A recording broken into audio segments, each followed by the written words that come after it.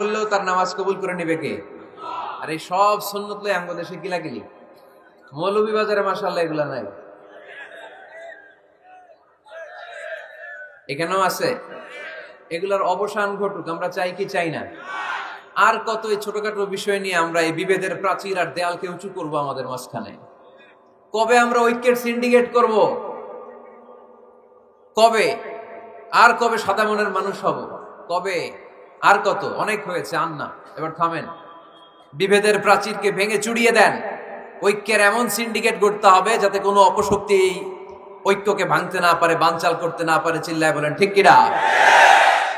এজন্য মিউচুয়াল রেসপেক্টের দরকার, পারস্পরিক শ্রদ্ধাবোধ সব ক্ষেত্রে, রাজনীতিতে, সামাজিক অ্যাক্টিভিটিসে আমাদের আলেম ওলামাদের মধ্যে পারস্পরিক শ্রদ্ধাবোধের দরকার, মিউচুয়াল রেসপেক্ট। কেউ কাউরে রেসপেক্ট করে না, আমি যেটা বুঝছি এটাই সব, বাকি সব হারাম, এরকম বলে না অনেকে।